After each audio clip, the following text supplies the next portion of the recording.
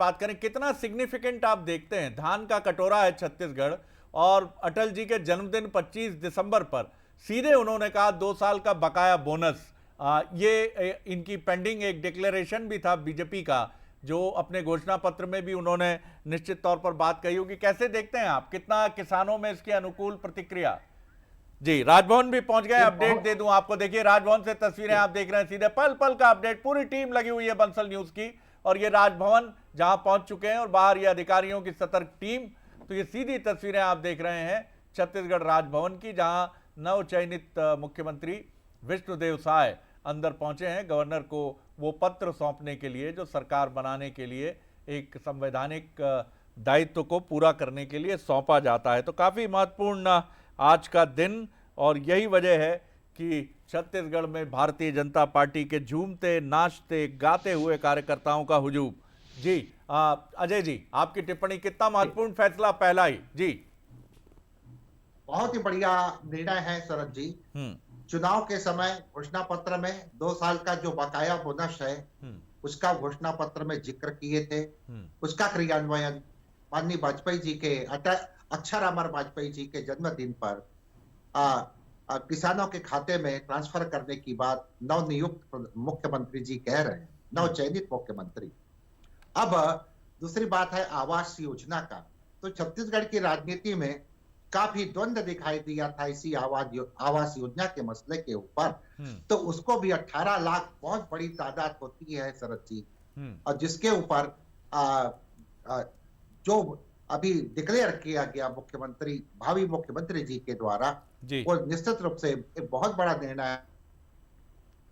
निश्चित तौर पर एक बड़ा निर्णय है। प्रधानमंत्री आवास योजना की बात कर रहे हैं हम। प्रधानमंत्री आवास योजना, जो मैं व्यूअर्स के लिए बता दूं कि अजय जी जिसका जिक्र कर रहे हैं, क्योंकि ये बड़ा मुद्दा था छत्तीसगढ़ में, और भारतीय जनता पार्टी बार बार आरोप लगाती थी कि प्रधानमंत्री आवास योजना से जुड़े निर्माण कार्य छत्तीसगढ़ में रोक दिए गए हैं। जी जी अजय जी।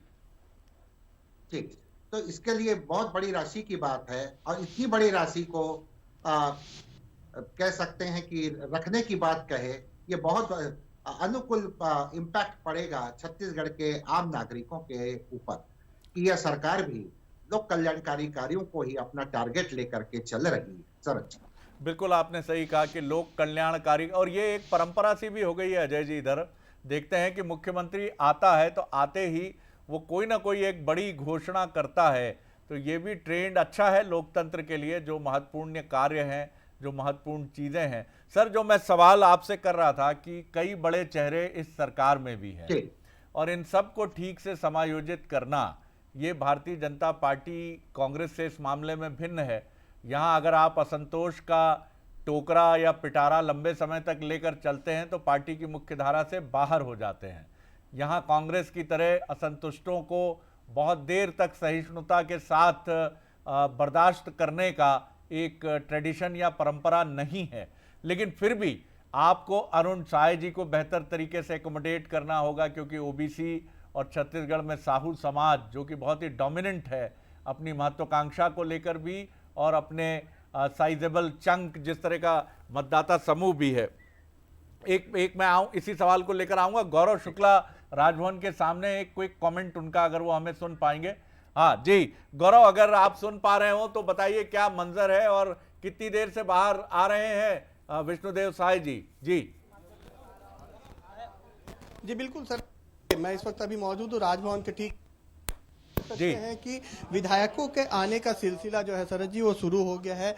यदि हम बात करें जी उनके साथ ही साथ हम यदि बात करें तो अजय चंद्राकर, बृजमोहन अग्रवाल, अमर अग्रवाल समेत तमाम बीजेपी के बड़े विधायक जो है वो यहाँ पहुंच चुके हैं, और प्रदेश शहर प्रभारी नितिन नवीन भी अब से कुछ ही देर पहले यहाँ अंदर प्रवेश किया, और सभी के सभी जो 54 विधायक वो राजभवन पहुंचेंगे। और यदि हम मुख्यमंत्री जो है नवनिर्वाचित मुख्यमंत्री विष्णुदेव साय की बात करें तो कुछ ही देर में उनका काफिला भी यहां पर पहुंचने वाला है, और वो यहां आएंगे और सीधे राज्यपाल विश्वभूषण हरिचंदन से मुलाकात करेंगे, और मुलाकात कर उन्हें जानकारी देंगे और बताएंगे कि वो अब छत्तीसगढ़ के नए मुख्यमंत्री होंगे। आप देख सकते हैं कि पुलिस यहाँ पर पूरी तरीके से अलर्ट हो गई है, मतलब कुछ मुख्यमंत्री का काफिला है, विष्णुदेव साय का काफिला है, वो यहाँ पहुंचेगा। ये काफिला अंदर घुस गया। सरज जी, आप देख सकते हैं सीधे बंसल न्यूज के माध्यम से हम पहली तस्वीर दिखाना पाएंगे जो विष्णुदेव साय है, प्रदेश के नए मुख्यमंत्री, वो राजभवन पहुंच गए हैं और ये वो काफिला है।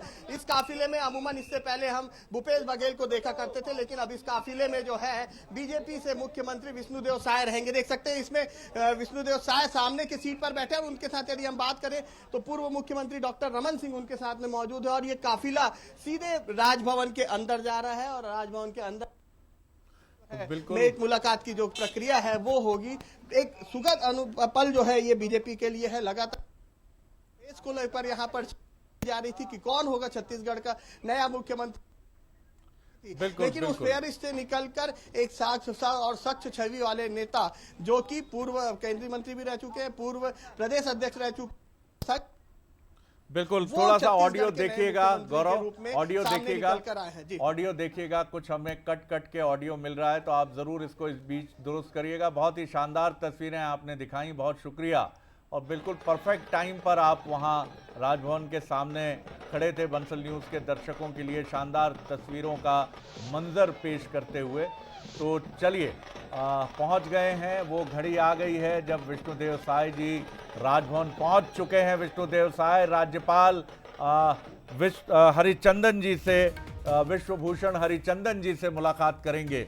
बड़ा ही दिव्य नाम है छत्तीसगढ़ के गवर्नर साहब का, विश्वभूषण हरिचंदन। उनसे मुलाकात करेंगे और मुलाकात करने के बाद वो पत्र प्रस्तुत करेंगे जो संवैधानिक एक बाध्यता भी है और संवैधानिक प्रक्रिया भी है। उसके तहत वो सरकार बनाने का अपना मंतव्य और दावा प्रस्तुत करेंगे, गवर्नर उसे मान्य करेंगे और उसी के साथ कहानी आगे बढ़ जाएगी शपथ ग्रहण की तरफ, जहां वो कुछ नव चयनित और न्यूली सेलेक्टेड जो मंत्री पद के लिए चेहरे होंगे उनके साथ वो शपथ ग्रहण में पद और गोपनीयता की शपथ लेंगे और जाहिर तौर पर डिप्टी सीएम का भी पद देखने के लिए बहुत महत्वपूर्ण होगा कि क्या छत्तीसगढ़ को डिप्टी सीएम मिलता है। कांग्रेस सरकार में भी सरकार के अंतिम क्षणों में टीएस सिंहदेव को डिप्टी सीएम का दायित्व दिया गया था, तो क्या, और ये देखिए अभिनेता से राजनेता बने शर्मा जी हैं, अंकुर शर्मा जी जितना नाम मुझे ध्यान आता है, ये भी पहुंचे हैं अंदर और छत्तीसगढ़िया फिल्मों का एक बड़ा ही महत्वपूर्ण नाम है ये, और ये भी पहुंचे हैं और बाहर अधिकारियों की टीम बदल गई है। भगवा पटकाधारी भारतीय जनता पार्टी कार्यकर्ताओं का हुजूम नज़र आने लगा है। तो ये राजभवन की वो तस्वीरें हैं जो हम आपको दिखा रहे हैं और ये एक सिंघम स्टाइल के पुलिसकर्मी भी हमें नज़र आ रहे हैं जो काफ़ी, वो भी उनकी भी जो है एक अलग स्टाइल और बानगी यहाँ नज़र आ रही है। तो राजनीति का चेहरा है, राजनीति का चेहरा बदलता है चुनाव में कई बार, और जब चेहरा बदलता है तो बहुत सारी चीज़ें भी बदल जाती हैं। अजय जी की तरफ मैं चलूँगा। समायोजन की अगर हम बात करें तो किस तरह से अब समायोजन की तरफ बढ़ा जाएगा, अजय जी अगर हमारे साथ जुड़े हों तो एक क्विक रिएक्शन उनका जरूर चाहूँगा। जी जी अजय जी। देखिए, जब कांग्रेस की सरकार आई तो लगभग तय हो गया था कि ताम्रध्वज साहू जी मुख्यमंत्री हो रहे हैं जी। तो साहू समाज को ये लगा कि बाद में भूपेश जी और टीएस बाबा उनके अधिकार को वो एक प्रकार से अपने कह सकते हैं कि दोनों में 2.5 साल के फार्मूले के अनुसार अपने पक्ष में ले गए जी। उस समय से साहू मतदाता यह मान करके चलते, उसी समय क्या हुआ कि प्रदेश अध्यक्ष के रूप में अरुण साहू जी की नियुक्ति हुई और बीरनपुर की घटना के बाद ताम्रध्वज साहू जी गृह मंत्री होते हुए जो उनको महती भूमिका निभानी चाहिए थे साहू समाज के दृष्टिकोण से, उसमें वो खड़े नहीं उतरे। तो पूरा साहू समाज अरुण साहू जी की नेतृत्व को स्वीकार करते हुए लगभग 90% उनके पक्ष में यही मान करके चले थे कि मैं भी डॉक्टर रमन सिंह जिस तरह से प्रदेश अध्यक्ष थे और सीएम बने थे वैसे ही अरुण साहू जी भी बनेंगे। तो यहाँ पर बीजेपी तो एक अनुशासित पार्टी है और उनके हर कार्यकर्ता अनुशासन में रहते हैं और साहू समाज में ही एक बार बगावत हुआ था शरद जी, आपको याद होगा, ताराचंद साहू जी वरिष्ठ नेता बीजेपी के होते थे जी। और वो जब बगावत किए तो फिर उनका क्या हश्र हुआ वो भी सब जानते हैं। तो एक बोध है, इसलिए तो समाज निश्चित रूप से यहाँ पर एक बैलेंस बनाने का काम करेगा। बिल्कुल आपने सही कहा। तो इस समय पहुंचे हैं गवर्नर विश्वभूषण हरिचंदन जी के पास नवचयनित मुख्यमंत्री विष्णुदेव साय जी। और हरिचंदन जी की अगर हम बात करें तो वो एक साहित्यकार, नाटककार और स्वतंत्रता सेनानी हैं। उड़ीसा से आते हैं और 89 साल उनकी उम्र है और एक ऐसे परिवार से आते हैं जो योद्धाओं का और स्वतंत्रता सेनानियों का परिवार है और उनके परिवार ने लोकतंत्र के समर्थन में महत्वपूर्ण भूमिका निभाई है। उड़ीसा की राजनीति में हरिचंदन जी 5 बार राज्य विधानसभा के लिए 77, 90, 96, 2000 और 2004 में चुने गए, मंत्री भी रहे और काफ़ी एक सक्रिय राजनीतिक योगदान, काफ़ी एक लेखक के तौर पर, और इसीलिए उनका एक बड़ा दिव्य नाम भी है विश्वभूषण हरिचंदन। तो उनके पास हैं अभी छत्तीसगढ़ के नवचयनित मुख्यमंत्री विष्णुदेव साय। और अब सबकी निगाहें इस तरफ भी हैं कि आखिर जिम्मेदारी बाकी नेताओं को क्या और किस तरह से दी जाती है। ख़ासतौर से अरुण साव की बात करें, रेणुका सिंह जी की बात करें, डॉक्टर रमन सिंह अब किस भूमिका में होंगे, क्या उनको अब केंद्रीय मंत्री के तौर पर दिल्ली बुलाया जा सकता है, क्योंकि जैसा आदित्य हमारे साथी हमसे कह रहे थे कि विधानसभा अध्यक्ष या प्रदेश अध्यक्ष जैसे पदों की तरफ शायद वो ना मुड़ें और पार्टी भी इसको इस दृष्टि से उचित ना समझे। तो क्योंकि डॉक्टर रमन सिंह ने ही नाम प्रस्तावित किया था, हालांकि ये भारतीय जनता पार्टी की एक परंपरा है कि सबसे वरिष्ठ नेता और अमूमन जिसने पूर्व में पार्टी को नेतृत्व दिया है उसी नेता की तरफ से विधायक दल के नेता का नाम प्रस्तावित किया जाता है। एक लाइन का प्रस्ताव आता है और वो प्रस्ताव दल के सबसे वरिष्ठ नेता और पहले मुख्यमंत्री रह चुके व्यक्ति की तरफ से ही लाए जाने की परंपरा है, जिससे सभी में ये संदेश जाए कि पार्टी पूरी तरह से अनुशासित और इस बात को लेकर कहीं कोई भी रिफ्ट नहीं है, कोई भी इसको लेकर कोई ऐसी बात नहीं है। तो इसीलिए डॉक्टर रमन सिंह भी अंदर हैं, वो भी उस वाहन में थे जिसमें विष्णुदेव साय जी थे। और अब छत्तीसगढ़ की राजनीति में ये दूसरे व्यक्ति हैं जो आदिवासी समाज से आते हैं और सरगुजा से आते हैं। तो अभी नवचयनित मुख्यमंत्री भीतर हैं, गाड़ियों का काफिला, व्यग्र अधिकारियों का जमावड़ा, फ़ोन पर लगातार बातचीत, वायरलेस पर संदेशों का आदान प्रदान, ये वो सारी प्रक्रिया है। और ये नेताजी एक अंदर जा रहे हैं, ये भी बड़े उत्साह से। इस समय जो अंदर प्रवेश पा जाता है वो महान सौभाग्यशाली होता है और अपने को बड़ा ही सौभाग्यशाली और महत्वपूर्ण मानता है कि तमाम भीड़ के बीच में मैं वो व्यक्ति हूँ जिसे अंदर जाने का अवसर मिला। गौरव हमारे साथ लगातार बने हुए हैं। जी गौरव, क्या देख रहे हैं तस्वीरें आप वहाँ? जी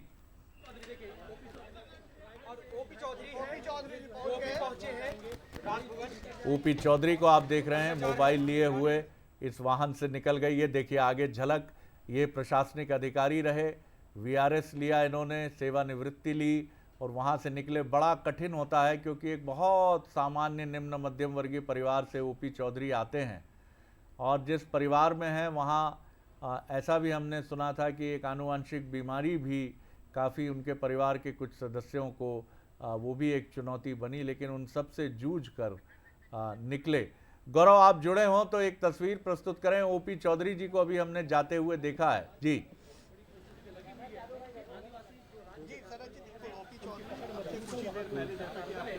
मोबाइल लेके अंदर गए, ठीक वही तस्वीर यहाँ पर नजर आ रही थी। पहले बीजेपी राजभवन के गेट के बाहर उतर रहे थे, लेकिन आपकी आवाज़ हम ठीक से सुन नहीं पा रहे हैं गौरव, अभी भी आपकी आवाज़ हम सुन नहीं पा रहे हैं। शायद कोई दूरी इस समय नहीं होनी चाहिए और कम से कम माइक्रोफोन और कैमरे के बीच में तो ये दूरी बिल्कुल नाकाबिले बर्दाश्त है क्योंकि ये दोनों एक दूसरे के पूरक हैं।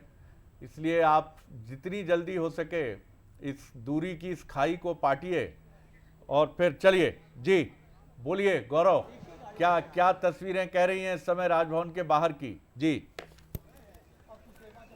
जी बिल्कुल शरद जी, देखिए विष्णुदेव साय का काफिला कुछ देर पहले अंदर गया है। उनके साथ में पूर्व मुख्यमंत्री डॉक्टर रमन सिंह भी मौजूद थे और तमाम विधायकों का राजभवन आने का सिलसिला लगातार जारी है। आपसे कुछ ही देर पहले यदि हम बात करें तो जो कद्दावर मंत्री थे बीजेपी कांग्रेस के मोहम्मद अकबर, उनको हराने वाले विजय शर्मा भी राजभवन के अंदर पहुंच चुके हैं। तो वहीं रायगढ़ से बड़ी जीत दर्ज करने वाले पूर्व IAS और बीजेपी के महामंत्री OP चौधरी भी राजभवन के अंदर पहुंच चुके हैं। एक नजारा यहाँ पर देखना था कि OP चौधरी जो है वो यहीं मुख्य कार्य गेट के सामने में उतर गए थे, लेकिन उन्हें जो प्रोटोकॉल फिर यहाँ पर अधिकारी हैं और जो पुलिस के अधिकारी, उन्होंने गाड़ी में बैठकर अंदर जाने की निवेदन किया। तो इसके बाद वो कार पर बैठकर अंदर गए। इसके पहले तमाम जो विधायक और जो लोग आ रहे थे, जो जिन्हें अंदर प्रवेश अनुमति थी, वो कार में ही जा रहे थे। लेकिन इनकी सरलता इसी बात से लगाई जा सकती है कि ये दो विधायक विजय शर्मा और उनके साथ ही साथ OP चौधरी, ये दोनों पैदल उतर करके अंदर जा रहे थे, लेकिन उन्हें यहाँ पर कार से भेजा गया। तो अभी भी कुछ ऐसे विधायक हैं जो यहाँ पहुंचेंगे और यहाँ पहुंचने के बाद राज्यपाल से जो अभी अंदर मुलाकात चल रही है उसमें मुलाकात कर वहां पर पहुंचेंगे। जी शरद जी, बिल्कुल आपने सही कहा गौरव, और बने रहिए आप, लगातार हमारे साथ अपडेट देते रहिए। और अब हम आपको एक ऐसी तस्वीरें कुछ बताती हैं, तस्वीरें इशारा करती हैं, तस्वीरें ये भी कहती हैं कि गौर से देखो मुझे, क्योंकि इसमें भविष्य के कुछ इशारे भी छिपे होते हैं। क्या इशारे छिपे हैं? अतीत की एक तस्वीर जो भविष्य की तरफ इशारा कर रही थी, वो हम आपको दिखाते हैं। वाह, बिल्कुल आप ही होंगे विष्णुदेव जी, डटे रहिए मौके पर। मेरी निगाह है आप पर, मालूम है मुझे सब आपके बारे में सर। वाकई जी सर, जो भी दायित्व मिलेगा मैं तैयार रहूंगा सर। बिल्कुल आगे बढ़िए, संकोच मत करिए, हमारा पूरा विश्वास है। छत्तीसगढ़ का आप प्रमुख आदिवासी चेहरा हैं। जी नमस्कार जी, मैं ध्यान रखूंगा, मैं कोई कसर नहीं छोड़ूंगा। आप अगर मुझ पर भरोसा करेंगे तो मैं उस भरोसे पर 100% खरा उतरूंगा। तो हमने ठीक कहा था ना सर कि कुछ तस्वीरें बोलती हैं, अतीत की तस्वीरें भविष्य की तरफ इशारा करती हैं।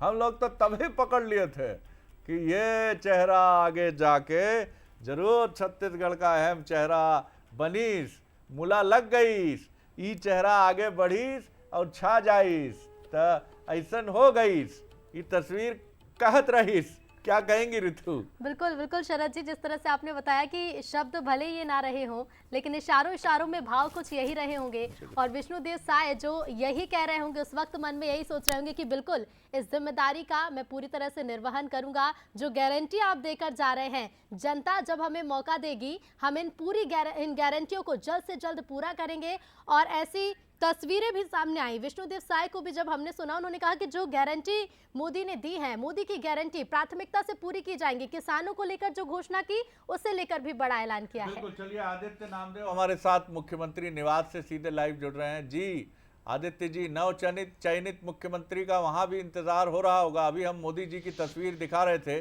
कि किस तरह से मुस्कुराकर एक बड़े आत्मीय भाव से विष्णुदेव साय जी को देख रहे थे। तस्वीरें बताती हैं मुख्यमंत्री निवास भी अपने नए नवेले मेहमान का स्वागत करने के लिए तैयार होगा आदित्य पूरी तरह।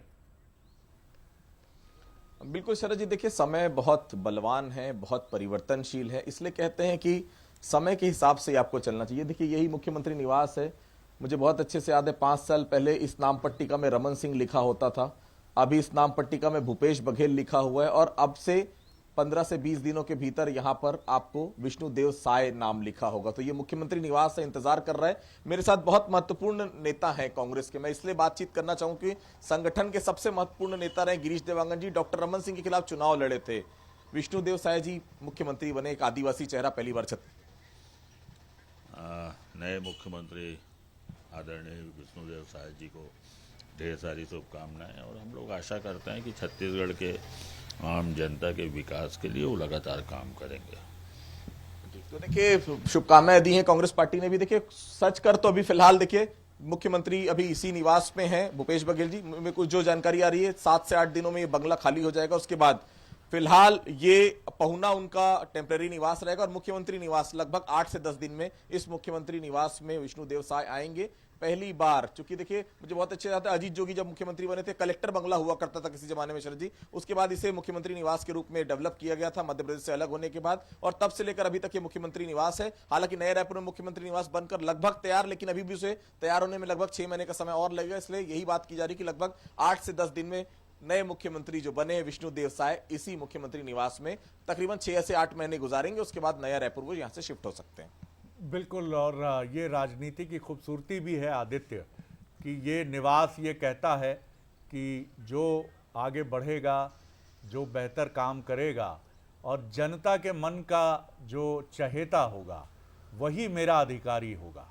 और इसीलिए लोकतंत्र के इस बेहतरीन त्यौहार में, जिसे हम चुनाव कहते हैं हर 5 साल के, जनता जिसे भी अपने मन के चहेते राजनेता को चुनती है, आपके ठीक पीछे चमकते हुए शब्दों में मैं देख रहा हूं मुख्यमंत्री निवास।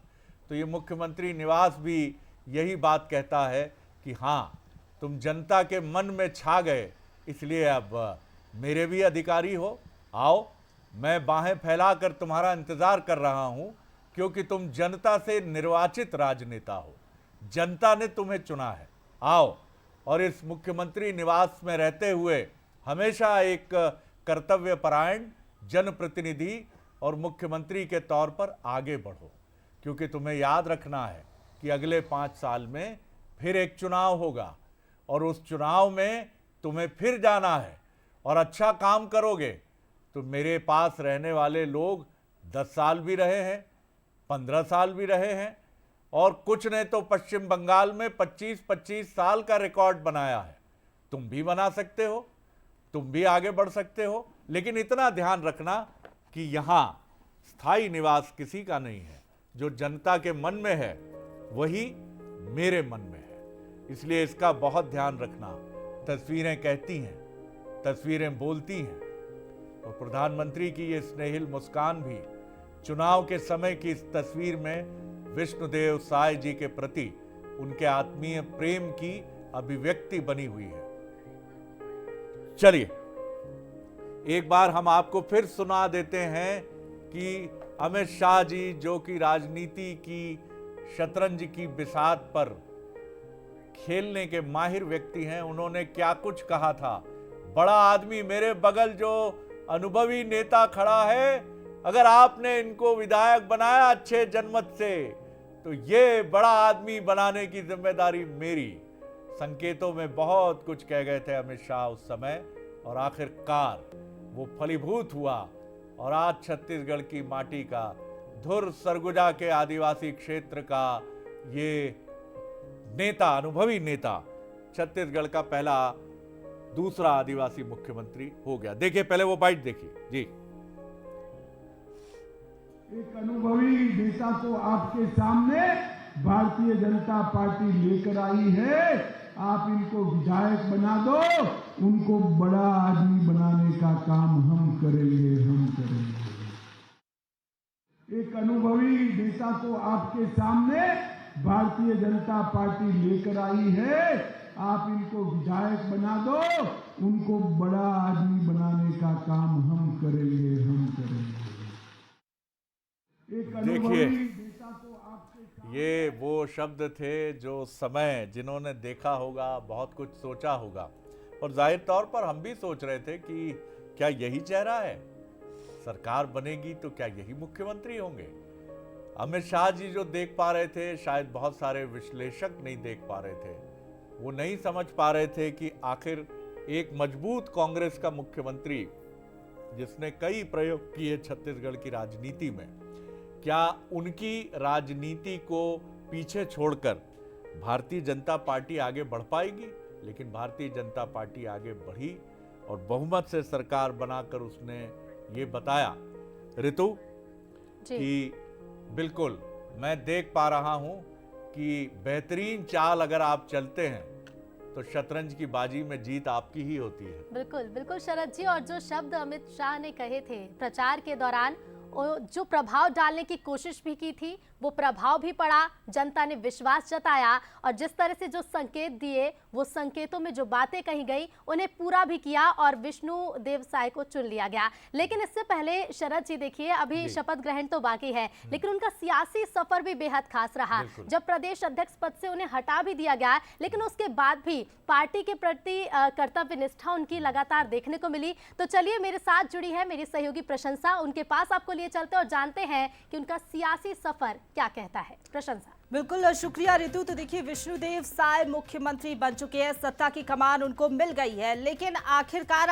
विष्णुदेव साय है कौन, इनका सियासी सफर किस तरीके का रहा है, कहां से इन्होंने अपने राजनीतिक सफर की शुरुआत की, जल्दी से आपको बताते हैं।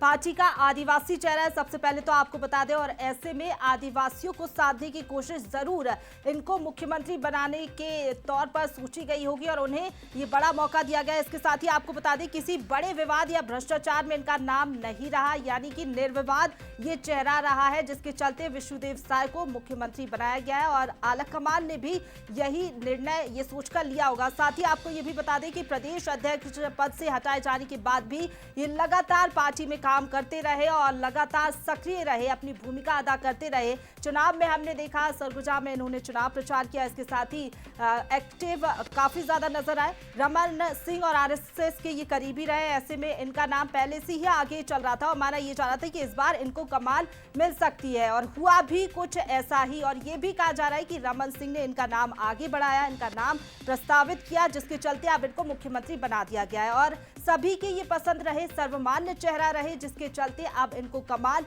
मिल गई है। लेकिन देखिए, पार्टी का आदिवासी चेहरा रहे, प्रमुख चेहरा बनकर अब ये उभर कर छत्तीसगढ़ की सियासत में आएंगे और अपना दायित्व जरूर पूरा करेंगे। और चर्चाएं जोरों से थी और जिस तरीके से अटकलों की बाजार गर्म था कि विष्णुदेव साय मुख्यमंत्री होंगे और मुख्यमंत्री बन चुके हैं। जी बिल्कुल बिल्कुल प्रशंसा। और इसी बीच चलिए एक बड़ा अपडेट भी आपको बताएंगे कि शपथ ग्रहण समारोह कब हो सकता है। तो देखिए, 13 दिसंबर वो तारीख हो सकती है जब औपचारिक रूप से हम कह सकते हैं शरद जी कि शपथ ग्रहण समारोह होगा और छत्तीसगढ़ को मिलेगा नया मुख्यमंत्री। बिल्कुल आपने सही कहा। तो विष्णुभूषण हरिचंदन गवर्नर छत्तीसगढ़ से मुलाकात हो गई है विष्णुदेव साय की, जो नवचयनित मुख्यमंत्री हैं, और उन्होंने वो पत्र प्रस्तुत कर दिया है जो सरकार बनाने के लिए एक औपचारिकता माना जाता है। आदित्य नामदेव से अपडेट लेते हैं। आदित्य, तो विधिवत संवैधानिक प्रक्रिया को पूरा किया है विष्णुदेव साय जी ने, विष्णुभूषण हरिचंदन गवर्नर साहब को सौंप दिया है पत्र। 13 दिसंबर लाइकली है वो शपथ ग्रहण का समारोह। जी आदित्य। जी बिल्कुल शरद जी, बड़ी खबर है हर लिहाज से। मुझे जो जानकारी आ रही है, प्रधानमंत्री नरेंद्र मोदी जी ने दोनों ही राज्यों के लिए, मध्य प्रदेश और छत्तीसगढ़ के लिए शायद 13 तारीख को मुकर्रर कर रहे हैं। दोनों ही जगहों का समय निश्चित हो रहा है। खैर, मैं भी फिलहाल छत्तीसगढ़ के परिप्रेक्ष्य में बड़ी छत्तीसगढ़ के परिप्रेक्ष्य में बात करूं तो 13 तारीख को उन्होंने समय दे दिया है। 13 तारीख को वो छत्तीसगढ़ में मुख्यमंत्री जब शपथ लेंगे तो वो मौजूद रहेंगे। मतलब साफ है, बड़ा फंक्शन होने वाला है। साइंस कॉलेज मैदान इसके लिए तय किया जा सकता है, क्योंकि शहर में साइंस कॉलेज मैदान और नया रायपुर में शायद बहुत ज्यादा भीड़ होगी, तो नया रायपुर, दो जगह की फिलहाल प्रशासन तैयारी कर रहा है। बारिश हुई तो फिर इंडोर स्टेडियम, पिछली बार जिस प्रकार से हमने भूपेश बघेल जी का शपथ ग्रहण समारोह देखा था, तैयारी साइंस कॉलेज में हुई थी, लेकिन बारिश होने के कारण इंडोर स्टेडियम शिफ्ट कर दिया गया था। हालांकि भी बारिश की वैसी स्थिति नहीं है, लेकिन साइंस कॉलेज या नया रायपुर, ये दो जगह। शरद जी, मैं एक बात आपको बहुत जरूरी बताना चाह रहा था, बहुत देर से मेरे दिमाग में आ रही थी। जब प्रधानमंत्री नरेंद्र मोदी जी ने एक मंच से एक बात कही थी शरद जी, वो बात सुनकर बहुत कांग्रेस के नेता और बहुत बुद्धिजीवी हंसते थे। वो कहते थे छत्तीसगढ़ की जनता को, मैं यहां आया हूं, आपको मैं नई सरकार बनने का शपथ ग्रहण का निमंत्रण देने आया हूं। वो बात उन्होंने कही थी पहले चरण के पहले।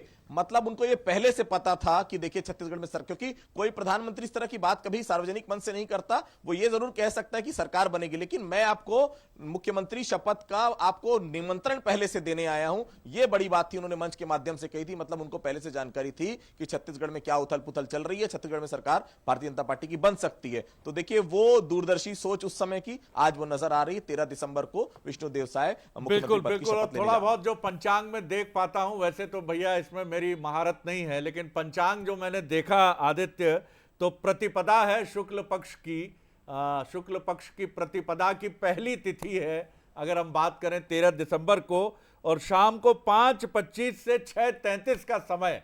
ये पंचांग जो कह रहा है साहब कंप्यूटराइज, उसको देखकर मैं निवेदित आपके सामने हूं। वो पंचांग ये कह रहा है कि 5:25 से 6:33 का समय राजनीतिक कार्यों के लिए शुभ है। तो क्या यही समय होगा? ये तो कोई विद्वान ज्योतिषाचार्य ही बता पाएंगे, लेकिन प्रतिपदा है, पहली तिथि है और 13 दिसंबर को आदित्य ने बड़ी खबर हमको दी है कि मध्य प्रदेश का भी शपथ ग्रहण समारोह संभावित है। दोनों ही, तो क्या पहले मध्य प्रदेश और उसके बाद छत्तीसगढ़। बड़ी खबर है ये। छत्तीसगढ़ में भव्य होगा सीएम का शपथ ग्रहण समारोह। 13 दिसंबर को हो सकता है। पीएम मोदी, जेपी नड्डा, अमित शाह जी, वो सारे चेहरे जो जीत के नायक हैं, सबसे पहले क्रम पर मोदी की गारंटी, यानी प्रधानमंत्री नरेंद्र मोदी। और उन्होंने कुछ समय पहले जब इस जीत के बाद उनका स्वागत था और उसके बाद संसद भवन में स्वागत था, तो उन्होंने नेताओं से कहा, मुझे मोदी जी मत कहिए, मैं मोदी के नाम से जाना पहचाना जाता हूं। मोदी की गारंटी की बात है तो मुझे मोदी कहें।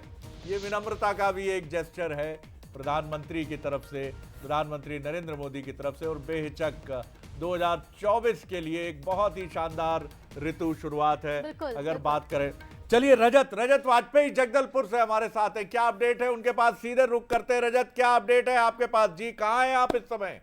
जी रजत। जी, मैं भाजपा कार्यालय के सामने खड़ा हूं और यहां जैसे जैसे शाम ढल रही है, आप देख सकते हैं शरद जी, जश्न का जो इंटेंसिटी है वो लगातार बढ़ती जा रही है। बीजेपी के लोगों का आने का यहां सिलसिला लगातार जारी है। काफ़ी संख्या में महिलाएं भी यहां पहुंची हैं और जश्न में शामिल हुई हैं। कुछ देर पहले यहां महिलाएं जो है वो नृत्य कर रही थी और उसका जश्न मना रही थी। सरकार तो पहले ही बन गई थी। सरगुजा और बस्तर दोनों प्रदेश के एक एक छोर पर बसे हैं, लेकिन उसके बावजूद बस्तर के ऐसे बहुत से नेता हैं, बहुत से ऐसे कार्यकर्ता हैं जिनका विष्णुदेव साय से सीधा कनेक्शन है। उनकी फोटो, उनके साथ ली हुई वीडियो, सारी चीज़ें जो है एक दूसरे से शेयर कर रहे हैं और ये बताने की कोशिश कर रहे हैं किस तरह से छोटे से कार्यकर्ता के आग्रह पर भी विष्णुदेव साय जो है उनके घर चले जाते थे नाश्ते पे और खाने पे। ये बताता है उनकी सादगी के बारे में। विष्णुदेव साय जिनका कभी किसी विवाद से कोई नाता नहीं रहा, ऐसे में स्वाभाविक तौर पर उन्हें बस्तर में भी काफी पसंद किया जा रहा है। और रजत जी, आपके पीछे जो महिलाएं खड़ी हैं वहां तक जाइए जरा और एक थोड़ा सा हमारा संदेश स्टूडियो से पहुंचाइएगा। संकोच के साथ काहे नाच रहे हैं सर? एक ही व्यक्ति हैं बेचारे, वही प्रयास कर रहे हैं, बाकी लोग भी जरा साथ निभाएं। और क्या रिएक्शन, प्रतिक्रिया है, पूछिएगा कि स्टूडियो से सवाल है। जी शरद जी, कुछ लोग ही डांस कर रहे हैं यहाँ, आप लोग भी शामिल होइए डांस में और ये जश्न जो है उसको और अच्छा बनाइए। आप लोग भी। अरे आप ही सकुचा गए तो ये लोग कैसे हिम्मत करेंगे रजत जी? चलिए, लेकिन देखिए, आप जाइए। नहीं, मैं तो वीडियो बनाऊंगी, क्यों ऋतु? बिल्कुल शरद जी, जिस तरह से हम शादी समारोह में इस तरह की तस्वीरें देखते हैं कि चलिए पहले आप चलिए, मैं आपके पीछे आपको ज्वाइन करने आती हूँ, लेकिन ये तस्वीरें बताती है खैर उत्साह और भाव। चलिए रिएक्शन ले लीजिए रजत जी। कहिए, डांस के लिए नहीं कर रहे हैं आपसे, लेकिन रिएक्शन तो बताइए। जी जरूर। जी बताइए, डांस तो आप नहीं कर रही है, लेकिन सीएम जो बने हैं उन पर आपका रिएक्शन क्या है? हमारे छत्तीसगढ़ के मुख्यमंत्री कौन? अब नहीं हो पाएगा। इतना सोच कर बोलना कठिन होगा मेरे लिए। जी चलिए, नगाड़े वाले को थोड़ा इशारा करिए कि जरा हमें रिएक्शन लेने दो। रजत, उनसे थोड़ा आग्रह कर लो भैया से कि हाँ, ये बात। जी बताइए, विष्णुदेव साय साहब को सीएम बनाया गया है बस्तर से, और क्या उम्मीदें आप कर रही हैं कि सरकार में जगह मिले? देखिए कि हम बहुत खुश हैं, महिलाएं जितने भी यहाँ पर उपस्थित हैं, कि हमारा राज्य में छत्तीसगढ़ में हमारी सरकार बनी है और विष्णुदेव साय से ये अपेक्षा रखती कि महिलाओं के हितों के लिए पार्टी काम करेगी और हम सभी प्रसन्न हैं और बहुत खुश हैं। और आप यहाँ पर देख रहे हैं हमारी दीदी भी आइए कि बहुत खुश हैं और सारे काम जितने भी हमारे मतलब मैनिफेस्टो में जो दिया गया है उसमें सभी काम पूरे होंगे। क्या उम्मीद करती हैं आप? अध्यक्ष हैं मैडम, क्या उम्मीद करती हैं सरकार से? पहला कदम क्या होना चाहिए बस्तर के लिए और क्या गुंजाइश? सरकार बनने से हम महिलाओं को एक उत्साह हुआ है, क्योंकि बस्तर और सरगुजा से ही सरकार बनती है और सरकार नहीं बनती है, लेकिन आज बस्तर और सरगुजा से उनको काफ़ी सीट मिला है और हमारी सरकार बनी है। और हमेशा ये बात प्रश्न उठाया जाता है, लेकिन हमारे यशस्वी प्रधानमंत्री जी ने हर लोगों की बात को नकारते हुए आज एक बहुत ही सरल, मृदुभाषी और लोगों के बीच सहज रूप से उपस्थित होने वाले, बहुत ही अनुभवी, संगठन में बहुत ही लंबे समय से काम करने वाले ऐसे यशस्वी विष्णुदेव साय जी को मुख्यमंत्री के रूप में निर्वाचित किया गया है। और आने वाले समय में जो हमारी महिलाएं असुरक्षित महसूस कर रही थी और दुष्कर्म का मामला बढ़ते जा रहा था और महिलाएं का रोजगार काम छीना गया था, आने वाले समय में महिला सशक्त होगी, सुरक्षित होगी। और इस विषय को लेकर हम महिला मोर्चा बहुत ही हर्षित है, उत्साहित है। महिलाओं में जो असुरक्षा की भावना थी वो दूर होगी, ऐसा इनका कहना है। शरद जी, सरकार जो है उसी दिशा में काम करेगी, पहला स्टेप जो सरकार का होना चाहिए, ऐसी अपेक्षाएं यहाँ की महिलाओं में हैं। जी शरद जी। बिल्कुल रजत जी, आप बने रहिएगा और वहाँ की जो भी तस्वीरें हैं वो पहुँचाता। तो ये महिला मोर्चा की महिलाएं थीं जिनमें जो अंतिम प्रतिक्रिया हमें दे रही थी काफ़ी प्रबुद्ध प्रतीत हो रही थी, काफ़ी सधे हुए शब्दों में ऋतु उन्होंने बात की। अब आप हमें कहाँ ले जा रही हैं? जी बिल्कुल शरद जी, क्योंकि देखिए विष्णुदेव साय जी के बारे में जिस तरह से हम प्रतिक्रियाएं देख रहे हैं, चाहे वो विधायक दल के हर एक विधायक की प्रतिक्रिया हो, समर्थन देना हो, चाहे हर एक कार्यकर्ता की टिप्पणी बेहद महत्वपूर्ण जो जताती है कि जिन भी पदों पर आप रहे, किस तरह से आपने सरल रूप से कार्य किया। तो चलिए अब जान लेते हैं विष्णुदेव साय जी का सियासी सफर क्या कहता है, कौन कौन से पदों पर वो रह चुके और कहाँ से हुई शुरुआत। सीधी ले चलते हैं मेरी सहयोगी प्रशंसा के पास। बिल्कुल शुक्रिया ऋतु। तो जिस तरीके से विष्णुदेव साय को सत्ता की कमान मिल गई है, लेकिन विष्णुदेव साय आखिरकार है कौन, कहां से इन्होंने अपनी सियासी सफर की शुरुआत की है, ग्राफिक्स के जरिए आपको बताते हैं कि कैसे वो धीरे धीरे राजनीति में आगे बढ़े। देखिए 1979 में ग्राम पंचायत बगिया के पंच वो बने, यहां से उनकी शुरुआत हुई, यानी कि राजनीति की पारी की शुरुआत उन्होंने यहां से की। इसके बाद धीरे धीरे ये सिलसिला आगे बढ़ता चला गया। 1990 से 1998 तक सदस्य मध्य प्रदेश विधानसभा के रहे और इसके बाद भी रुके नहीं, आगे बढ़ते चले गए। देखिए 1990 में सरपंच ग्राम पंचायत बगिया के बने, बगिया के ही रहने वाले हैं, यही इनका जन्म हुआ, पंच से सरपंच बने और उसके बाद 1999 में रायगढ़ से सांसद बने। यानी कि देखिए पंच, सरपंच और उसके बाद सांसद बने। सांसद के बाद भी आपको बताते चले कि यहां पर पारी खत्म नहीं हुई, आगे बढ़े। 2004 में रायगढ़ से दोबारा सांसद बने, यानी कि दोबारा जिस तरीके से सक्रिय रहे, आगे बढ़ते चले गए, थमे नहीं, चलते चलते आगे इनका जो राजनीतिक करियर रहा वो भी बढ़ता चला गया। 2006 में बात करें तो बीजेपी प्रदेश अध्यक्ष बनाए गए, यानी कि संगठन में अहम भूमिका इन्होंने अदा की और एक बार फिर से पार्टी ने इन पर भरोसा जताया। इसके बाद भी इनकी पारी यहां खत्म नहीं हुई। 2009 में बात करें तो रायगढ़ से तीसरी बार सांसद बने, यानी कि तीसरी बार भी आगे बढ़ते चले गए, कदम आगे बढ़ाते चले गए और यूं ही निरंतर काम करते चले गए पार्टी के लिए। 2011 में बात करें तो दूसरी बार बीजेपी प्रदेश अध्यक्ष बने, यानी कि प्रदेश अध्यक्ष की कमान इन्होंने फिर संभाली, संगठन में अच्छा काम किया, जिसके चलते इनको फिर मौका दिया गया। इसके बाद भी आपको आगे बताते कि कैसा इनका राजनीतिक करियर रहा। 2014 में चौथी बार रायगढ़ से सांसद बने, यानी कि रायगढ़ से 4 बार ये सांसद बने, 3 बार के विधायक है और पंच सरपंच से आगे बढ़ते हुए इनकी जो राजनीतिक पारी है वो आगे बढ़ती चली गई और आज देखिए सीएम वो बन गए हैं। तो देखिए 2014 चलिए बड़ी खबर मिल रही है ऋतु, बड़ी खबर मिल रही है। राज्यपाल से मिलने के बाद विष्णुदेव साय जी विश्वभूषण हरिचंदन गवर्नर से मिलने के बाद निकल रहे हैं। देखिए ब्रजमोहन जी क्या कह रहे हैं। राज्यपाल ब्रजमोहन अग्रवाल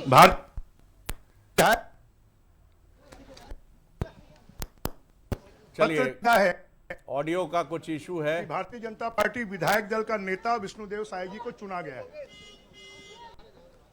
अब राज्यपाल जी की तरफ से पत्र प्राप्त होगा और उस पत्र के बाद में तारीख और समय राज्यपाल जी को अवगत कराया जाएगा। बीजेपी की ओर से कोई तारीख बताई गई सर, कब शपथ ग्रहण, कब शपथ लेना चाहते हैं आप लोग? राज्यपाल जी को कहा है कि हम आपको सूचित करेंगे कि कब समय और तारीख तय होगी, जब केंद्रीय नेताओं के आधार पर प्रधानमंत्री जी, गृह मंत्री जी, राष्ट्रीय अध्यक्ष जी, उनका जो समय के आधार पर समय और तारीख तय होगी। एक चुनौती तो आप लोगों ने पार कर ली, दूसरी चुनौती आगे क्या होगा? मुख्यमंत्री जी अकेले लेंगे शपथ? निश्चित रूप से आ सकते हैं, मंत्रिमंडल डिप्टी सीएम तमाम चीजों को लेकर भी एक बड़ी चुनौती है, कब तक अब आगे आगे देखिए होता है क्या। डिप्टी सीएम जैसा कुछ चर्चा हुई? अभी ये तो केंद्रीय नेतृत्व निर्णय करेगा, वो जो निर्णय करेगा आपकी जानकारी में आ जाएगा। डिप्टी सीएम के बात भी निकल कर आ रही है। अब ये केंद्रीय नेतृत्व बताएगा कि इस बारे में क्या निर्णय होगा। चलिए, तो बृजमोहन अग्रवाल जी का कहना है आगे आगे देखिए होता है क्या, यानी कि क्या ये अकेले शपथ लेंगे या साथ में कैबिनेट होगी, और क्या ये सारी चीज़ें। उनका कहना है कि प्रधानमंत्री सहित तमाम बड़े नेताओं के आने की तारीख तय होने पर ये बता पाएंगे, लेकिन टेंटेटिव संभावित जो तारीख सामने आ रही है वो 13 दिसंबर आ रही है। और महत्वपूर्ण बात यह है कि क्या मध्य प्रदेश में भी 13 दिसंबर को ये हो सकता है और ये गाड़ियां निकलती हुई। राजनीति का पर्व अब अपने पूर्णता की तरफ बढ़ता हुआ। पहले हुआ मतदान, छत्तीसगढ़ में 2 तारीखें थीं, 7 और 17 नवंबर। तो दिवाली के पहले पहला चरण और दिवाली के बाद दूसरा चरण, मध्य प्रदेश में दूसरा चरण 17 नवंबर, और छोटे भाई के बाद बड़े भाई के यहाँ एक दिन बाद तय होगा कौन बनेगा मुख्यमंत्री। कल इसी समय हम लोग कुछ इसी अंदाज में मध्य प्रदेश के मुख्यमंत्री का स्वागत कर रहे होंगे, और ये गाड़ियाँ निकलती हुई, दनादन निकलती हुई, कोई सफ़ेद है, कोई एकदम श्याम वर्णी है, नेताओं का हुजूम है, मीडिया के लोग खड़े हुए हैं, लगातार अपने अपने चैनल्स और अपने अपने संस्थानों को ब्रीफ करते हुए। देखिए कैमरों का हुजूम इसी तरह से फॉलो करता है। अभी उस गाड़ी का इंतज़ार है जो गाड़ी आने वाली है, और जिस गाड़ी में नवचयनित मुख्यमंत्री विष्णुदेव साय शामिल हैं। तो लगातार प्रतिक्रियाओं का दौर, और जैसा प्रशंसा हमारी सहयोगी हमें बता रही थी राजनीतिक यात्रा के बारे में, तो 59 साल पहले 59 ईयर्स एगो बगिया में, सरगुजा की बगिया जो जगह है, गांव है पैतृक, यानी बगिया में राम प्रसाद साय और जशमनी देवी के यहाँ एक फूल खिलता है। फूल का नाम है विष्णुदेव साय। और कौन जानता है, कोई नहीं जानता होगा उस समय कि 59 साल पहले राम प्रसाद साय और जशमनी देवी की बगिया का ये फूल अपनी महक से पूरे छत्तीसगढ़ को सुरभित करेगा। सुरभित थोड़ी कठिन हिंदी हो तो मैं सुगंध कहने में बिल्कुल भी पीछे नहीं हटूंगा। अपनी सुगंध से पूरे छत्तीसगढ़ को महकाएगा। ऋतु बिल्कुल बिल्कुल शरद जी, और जिस तरह से हम उनके राजनीतिक करियर की बात कर रहे हैं, जब अविभाजित मध्य प्रदेश की चाहे बात हो, तब से लेकर अब तक का सफर बेहद खास रहा। जैसे विधायक की भूमिका में भी नजर आए, इसी के साथ साथ सांसद की भूमिका भी बखूबी उन्होंने निभाई। सांसद की जब हम बात कर रहे हैं, लोकसभा की बात कर रहे हैं शरद जी, खास शुरुआत, एक बेहद अच्छी शुरुआत बीजेपी कर चुके हैं छत्तीसगढ़ में। लोकसभा सीटें जो कि आरक्षित है आदिवासी वर्ग के लिए, और ऐसे में आदिवासी वर्ग से तो आते ही हैं विष्णुदेव साय, लेकिन साय समाज बड़ी संख्या में है, और ऐसे में साय समाज पर भी खासा प्रभाव पड़ेगा। और लोकसभा चुनाव के लिए भी पूरी तरह से एक पृष्ठभूमि बीजेपी ने तैयार कर दी है। सर बिल्कुल आपने ठीक कहा बॉब, बिल्कुल आपने बेहतरीन तरीके से बात रखी है। यही आदिवासी एक बहुत बड़ा फैक्टर है, और पूरे देश में भारतीय जनता पार्टी की ये कोशिश मैं बीते 2 साल से देख रहा हूँ। Ajay Chandrakar ji, political analyst senior, हमारे साथ लगातार बने। अजय जी, 51% वोट का एक नारा और एक संकल्प भारतीय जनता पार्टी ने व्यक्त किया है। मध्य प्रदेश के इस चुनाव में 48 पॉइंट समथिंग उसने वोट रेशियो हासिल किया है, जो which is quite remarkable, and it is almost 8% ahead than the Congress.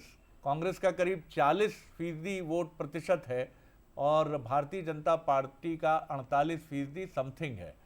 तो आपको लगता है कि ये जो आदिवासी पर फोकस भारतीय जनता पार्टी का है, बिरसा मुंडा सहित छत्तीसगढ़ और मध्य प्रदेश के जितने भी आइकॉनिक आदिवासी ट्राइबल लीडर्स हैं, तो ये उस संकल्प की तरफ भी, क्योंकि इसकी शुरुआत होती है महामहिम द्रौपदी मुर्मू जी के राष्ट्रपति पद पर चयन से, और अब आदिवासी मुख्यमंत्री, चूंकि छत्तीसगढ़ एक ट्राइबल डोमिनेटेड स्टेट है, तो वहाँ से इसकी शुरुआत, फिर ये सिलसिला शायद झारखंड जा सकता है, और भी कुछ क्षेत्रों और राज्यों में, पूर्वोत्तर के राज्यों में भी हमको ये सारी, किस तरह देखते हैं आप आदिवासी वोट बैंक की तरफ भाजपा का मजबूत कदम? बिल्कुल शरद जी, महामहिम राष्ट्रपति जी द्रौपदी मुर्मू जी छत्तीसगढ़ से लगे हुए ही उड़ीसा से संबंधित हैं। और वो जो राष्ट्रपति बनाने का जो निर्णय बीजेपी ली वो काफी फ्रूटफुल फलदायी साबित हुआ है शरद जी, क्योंकि छत्तीसगढ़ में भी, झारखंड में भी, साथ ही साथ पूर्वोत्तर राज्य की आप चर्चा की है, और ये कैचमेंट पश्चिम बंगाल जी हाँ, जी हाँ, लगा हुआ है, उड़ीसा, छत्तीसगढ़, पश्चिम बंगाल, तो वो जो कैचमेंट एरिया है इसमें काफी इम्पैक्ट प्रभाव पड़ा है। और ये क्रियान्वयन भी हो गया छत्तीसगढ़ के मुख्यमंत्री जी के रूप में। तो निश्चित रूप से यह काफी दूरगामी निर्णय था बीजेपी का, वो फलीभूत होते हुए दिखाई दे रही। दूसरी बात, आप वाजपेयी जी के समय आपको याद होगा शरद जी, वो कहते थे कि 50% प्रतिनिधित्व होना चाहिए। लगभग बीजेपी छत्तीसगढ़ में उसके करीब है, निकट, काफी नजदीक है। तो ये तो मानना पड़ेगा कि संगठन के लेवल पर, कार्यकर्ताओं के लेवल पर, और माथुर जी जो बार बार बोले कि कार्यकर्ताओं की विजय है, ये अनुशासित पार्टी के रूप में अपना इम्पैक्ट छोड़ी। तीसरी बात है शरद जी, आप तो बहुत ही बड़े लिटरेचर के व्यक्तित्व हैं, तो विष्णुदेव साय जी, देखिए, जनता की आवाज परमात्मा की आवाज होती है, और बीजेपी उनको जो दायित्व सौंपी है उसमें 13 तारीख की बात आ रही शपथ ग्रहण का, तो आपको स्मरण होगा शरद जी, नानक जी, गुरुदेव नानक जी, वो एक सैनिकों के राशन के लिए, राशन की भी राजनीति, राशन तोलने का काम किया करते थे, और 1, 2, 12, 13 में जाकर के बार बार 13 बोलते थे। तो उसके मालिक बोले थे कि ये 13 क्या कर रहा है, वो बोले मैं तो परम मालिक की मुझे नौकरी मिल गई है, उसमें जाऊंगा। विष्णुदेव साय जी को भी जनता क्षेत्र में दरिद्र नारायण शब्द जो आता है, उस दृष्टिकोण से 13 तारीख काफी स्टेज नंबर हो सकता है सर।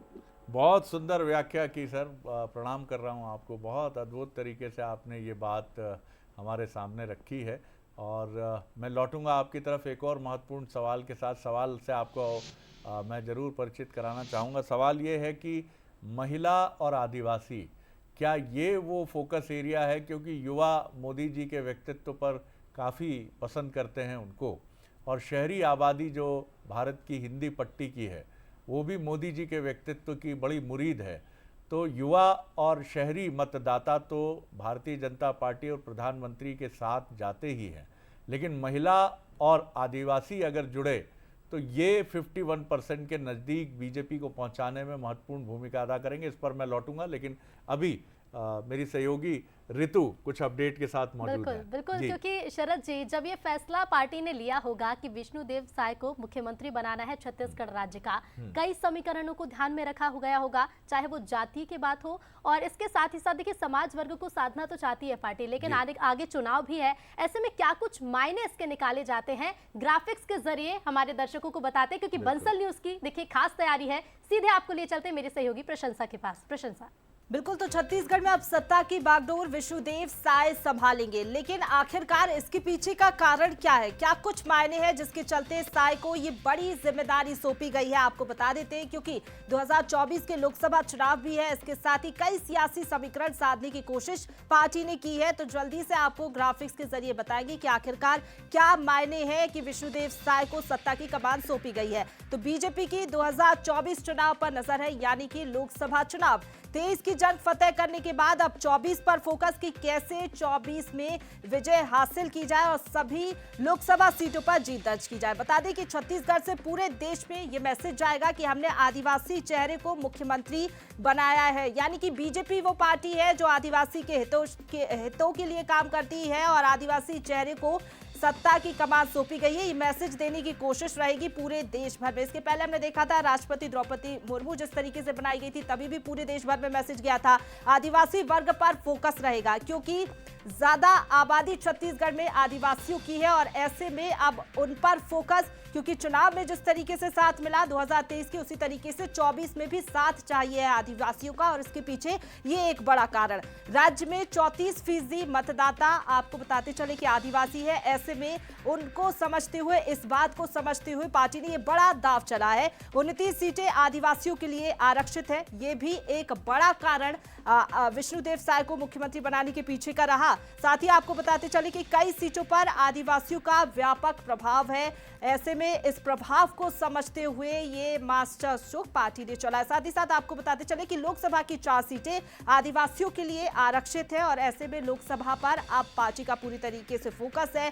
3 पर बीजेपी का कब्जा है 4 लोकसभा सीटों में से, और ऐसे में इस बार कोशिश रहेगी कि चारों लोकसभा सीटों पर बीजेपी का कब्जा हो। और चलिए सीधा रुख करेंगे हमारी सहयोगी ऋतु का। ओवर टू यू ऋतु। बिल्कुल प्रशंसा, क्योंकि शरद जी जिस तरह से हम देख रहे हैं, देखिए मायने कई हैं और इसके साथ ही चाहे समाज को साधना हो, चाहे आगे की रणनीति तैयार करनी हो, इस पर विश्लेषण भी बंसलीयूज का लगातार जारी रहेगा। फिलहाल एक छोटे से ब्रेक के लिए रुक रहे हैं, जल्द हाजिर होंगे।